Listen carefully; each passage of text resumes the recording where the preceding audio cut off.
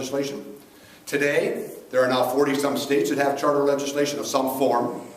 The District of Columbia, plus Puerto Rico, and now there's over 200,000 students nationwide that are in some form of charter schools. Here in California, we now have 998 charter schools. They've lifted that cap since then. Right now, the state legislature is actually trying to cap that again at 1,000 because we're close to that 998. There are now over 400,000 students attending charter schools in the state of California. We have the largest concentration of charter schools in any other state. Arizona's close behind us. And the whole purpose about a charter school, and I'm just going to very easily, what are charter schools? They're public schools. Number one. Are tuition free.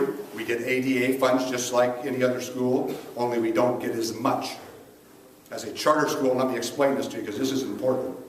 As a charter school, the average school district in the state of California, like he says, anywhere from $10,000 to $18,000, depending on what part of the state you're in. LA Unified and some of those areas, they're spending approximately $18,000 of students and getting very poor results.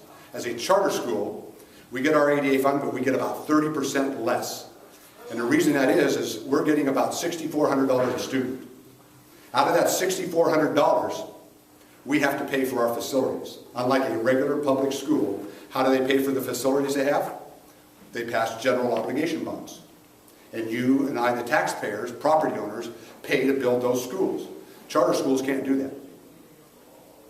We have to pay for, whether we're renting the facility or building a facility, we have to pay for that out of those ADA dollars. So out of that $6,400 that we get, we also have to make our payments. We were one of the first charter schools in the state of California or nationwide to actually go out for a bond, a private bond, and build our own school. And it wasn't easy because at that time, as a charter school, you only have your charter for 5 years. Every 5 years it has to be renewed. So who's going to loan you $25 million? And every 5 years you got to be renewed. Well, fortunately, we had been in business for 7 years or so, and we were able to go up and convince people to take a chance on us, and they did. So we were able to build our school that we have now in Escondido, and we're very proud of what we've accomplished. The other thing about charter schools that you need to know is they employ certificated teachers. Some charter schools are union-based. We are not. Everybody's an at-will employee, including myself. If I'm not doing a job, I shouldn't be there. And so we have teachers, in all honesty, over the course of the last 16 years that we've been in business, some teachers, after a couple, we always give everybody an opportunity. We want them to be successful. But in all honesty, after a couple of years, just like the gentleman was saying, if they're not getting the job done, I'm sorry, you got to move on because it's about the students sitting in those seats. So charter schools, once again, are public schools.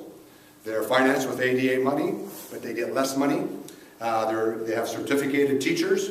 We have to admit all students, and you'll hear a lot of talk about charter schools. Well, they just cream. They just take the best students. There's no way you can do that. Now, we have so many students trying to get into our schools that we have to do a lottery by law. If you have more students trying to get in than you have room for, you have to do a lottery. So we are doing a lottery. And you're allowed to have some preferences. For instance, if siblings, we try to keep families together. That might be your first priority. You have to live within the Escondido Union High School district boundaries. Maybe that's another priority. If you live outside the boundaries, you're at a different level there. But we have to do a lottery. We just pick them out of a pot and take them in. So we get all kinds of students coming to us. And yet we're still able to do what we consider a pretty good job. And the other thing is it provides choice. I can't emphasize that enough. Choice and competition. And that's sorely needed in our public education system. Why shouldn't you be able to choose where your sons and daughters are educated? It should not be the government telling you, because you live at this zip code, that you have to attend that school that's putting out a poor product year in, year out, but yet you have to attend that school? That doesn't even make sense. Just like you were saying, you have more choice. I mean, you can go to the restaurants you want to, you can go to the grocery stores that you want to, because you have choices. And if somebody doesn't treat you right and they're not doing a good job for you, you say, I'm not shopping there anymore, you go somewhere else. We don't do that in our public education system until charter schools came around. Before then, the only choice you had if you didn't like what was going on in your public school was what? Take more money out of your pocket, send them to a private school. There's some private schools right now in our area, $25,000 a year. to accomplish the same thing that we're doing at Escondido Charter High School on $6,400 a year. We have what I consider kind of a private school setting in a public school situation. Our students have we have high expectations.